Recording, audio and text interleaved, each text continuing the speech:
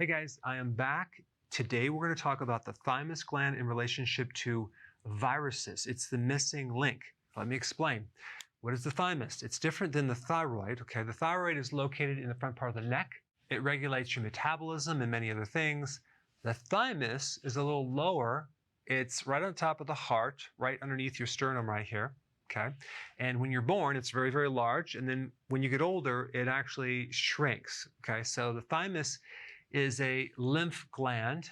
It's a very important gland. I'm going to talk about what it does and what you can do to keep it really strong. The thymus has a very important primary function, and that is something called central tolerance. What does that mean, central tolerance? Tolerance is all about preventing a self-attack. Like in an autoimmune disease where your body is attacking itself, you have certain mechanisms in place that prevent that self-attack. Your body is supposed to differentiate between your own cell and a pathogen, because we don't want our own immune system to go rogue and destroy our own tissues. And this is a very interesting point, because in certain experiments, when they removed the thymus gland, all sorts of autoimmune diseases popped up. Okay, an autoimmune disease is very specific to a gland. So if you have an autoimmune condition to your thyroid, you have antibodies that are attacking itself. So the thymus has a very big importance in preventing this from occurring. Let's talk first about what is a T cell. And by the way, in the thymus, you have T cells and B cells. The T stands for thymus because it actually develops in the thyroid gland, whereas the B cells develop in the bone marrow. So there's three types of T cells, okay? And I'm going to try to keep this very, very, very simple. You have the killer T cells, which basically kill viral infected cells. So in other words, if that virus gets into that cell, this killer T cell will destroy the entire cell and the virus. And by the way, in order for this cell to develop, it needs iodine. So if you're deficient in iodine, what can happen is you might not have the full capacity of the killer cells. The killer T cells are basically like your special forces. Okay, now we have the helper T cell. The helper T cell works by coordinating the army. It doesn't necessarily do the killing, but it does tag viruses. So it will take spray paint and put a big X on the viruses or the pathogens that need to be taken care of.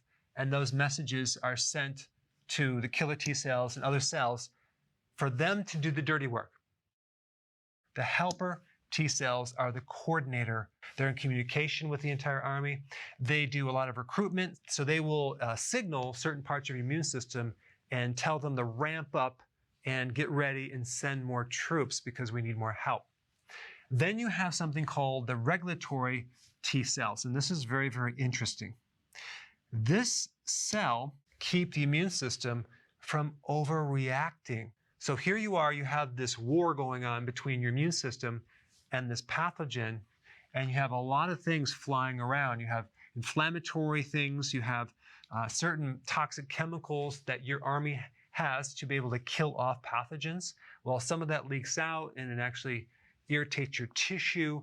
You have certain what's called cytokines that are like weapons that your white blood cells use to kill viruses and bacteria and fungus and parasites. And when you get sick and you get a headache or the flu-like symptoms or a muscle ache or fatigue, what you're feeling are those cytokines or weapons from your white blood cell doing the destruction. Same thing with a fever. Your body is just trying to kill off something. The worst thing you can do is quickly try to suppress that with some medication. You want to let your body do its thing. You don't want to necessarily get rid of the fever too fast.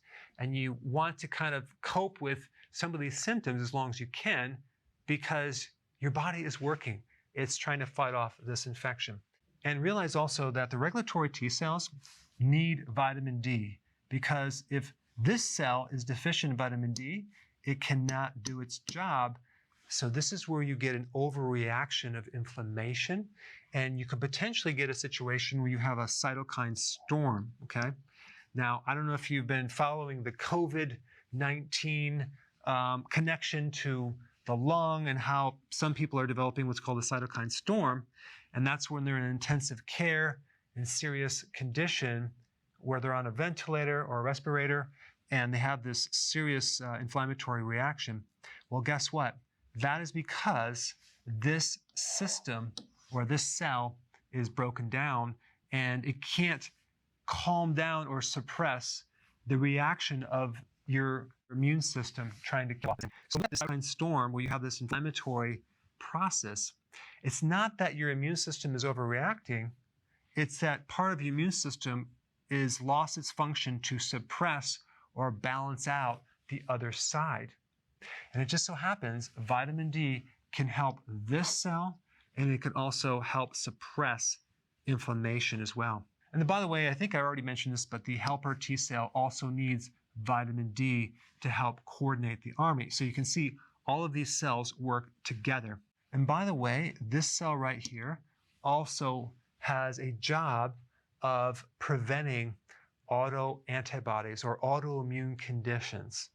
And so when you lose this function, you get autoimmune issues, you have allergies, you have all sorts of inflammatory conditions. And as a side note, vitamin D is one of the best anti-inflammatories. It's an immune modulator. It's an overreaction of the immune system. All right, now we get to what's called the B cells, okay? B cells basically make antibodies. Now, what are antibodies? You have 5 different categories of antibodies. Antibodies don't kill anything per se. What they do is they tag things, okay? They tag pathogens, viruses, and fungus and parasites, so these other cells can do the dirty work and kill them. So the weakness of antibodies is that they can't actually see what's happening inside the cell. So once the virus gets in the cell, they can't really do anything. But that's why you have like cells like this that can tag the cell. And so this cell can destroy the whole thing. So here's the thing. Antibodies are very, very specific to certain pathogens. In other words, you may have an antibody to Epstein-Barr virus, for example, very, very specific. You might have an antibody to another pathogen. In fact, what's fascinating is the capacity of how many antibodies your body can actually develop.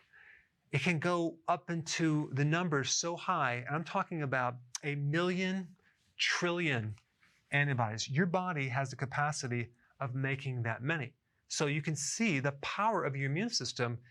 You can have resistance or protection to pretty much anything. So bind with the virus, okay, and just kind of leave it out to dry, but they don't necessarily kill it with any type of poisons. Like this cell right here releases certain, what's called cytokines that actually can poison or kill viruses. All right, so that kind of gives you a summary of what the thymus does. Realize that it's not just about vitamin D, it's also about zinc as well with the thymus, because if you're deficient in zinc, you get atrophy of your thymus gland. It shrinks, and so you're not going to have all these functions. So what's really, really important to support the thymus is zinc, vitamin D, iodine, keeping your stress low, and of course, avoiding sugar. If you haven't seen my video on supporting a healthy immune system, check it out. I put it right here.